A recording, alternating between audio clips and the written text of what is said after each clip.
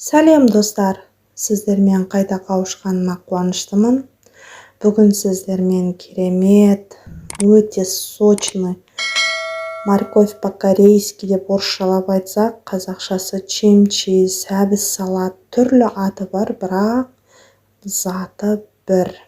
Керемет, өте дәмді, түрлі рецептерін жасап көрдім, бірақ осы рецепт маған өте қатты ұнағандықтан сіздермен бөлісуді жөн санадым. Ол үшін бізге бар жоғы өздеріңіз қанша көп жасағыларыңыз келсе, сәбіздің количествосын көбейтсеңіздер болады. Мен жай ғана 2-3 тарелка жасағым келді. Сол себепті орташа 3 сәбіз алдым. Сәбіз алған кезінде осындай қызыл, сочный сәбіз таңдауға тырысыңыздар. Қатты, арасы ағаш сияқты болып қалған, я болмаса ақшыл сары сәбіз алмаңыздар. Осындай қызыл сәбіз жақсы болады. Және арнайы осы сәбіз өткізетін чимчиге арналған теркадан сәбіздеріңізді өткізіп алыңыздар. Үккіш деп айтады қазақшалап. Өздеріңізге керекті мөлшерде ғана жасасаңыздар, күнделікті свежий, яғни балғын түрде жесеңіздер, өте күшті, дәмі керемет. Енді қандай тамақпен болса да жарай береді. Әсіресе палау жасаған кезінде осы сәбіз салатпен жесеңіздер, керемет, тамағыңызға вообще күшті дәм береді. Мінекей, барлық сәбіздерімізді теркадан өткізіп алдық үккіштен. Енді дәміне қарай тұз, қара бұрыш, кориандр және де азғантай ғана куркума салсаңыздар, сәбіздеріңіз реңі одан сайын сап-сары, сочный болады. Және егер чеснокты көп қалайтын кісілер болса, 2-3 түйірін қоссаңыздар жарайды. Мен шілік көп қосқан жоқпын, себебі асқазанды ғыжылдатып изжога беруі мүмкін. Пресстен өткізсеңіздер де болады, осылай майдалап турасаңыздар да жарай береді.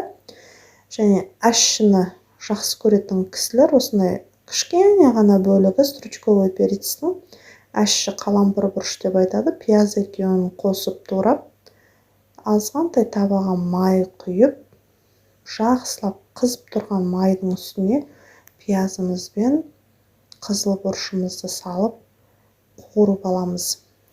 Өте майда қылып тураудың қажеті жоқ. Ірі-ірі қылып турасаңыздар жарай береді.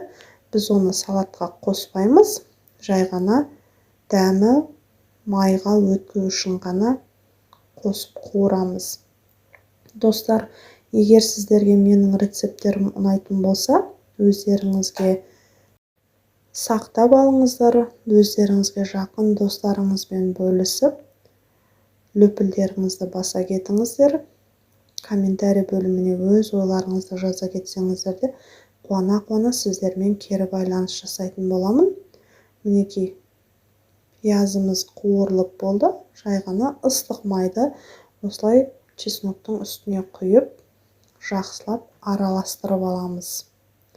Қолмен араластырсаңыздар да жарайды. Я болмаса 2 шанышқының көмегімен араластырсаңыздар да жарайды. Уксусты өте көп құймаймыз. Мен бар жоғы яблочный уксустан 3 тамшы ғана тамыздырдым.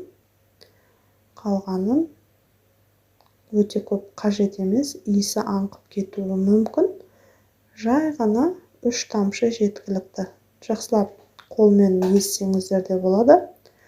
Үстінен аскөк ұнататын кісілер осылай аскөк турасаңыздар, салаттарыңыздың керемет вид беріп тұрады. Мен бұл жерде жусай және петрушка алдым.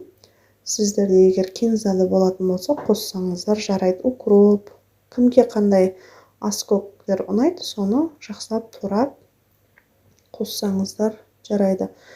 Сразу дастарханға тартуға да жарайды болады, бірақ мен 1 сағат, 2 сағат тұрғызып қоюға, холодильникке салып қоюға кеңес беретін болар едім. Себебі дәмдеуіштері барлығы бір-біріне өзіне сіңіп, бойына керемет, сочный болып тұрады.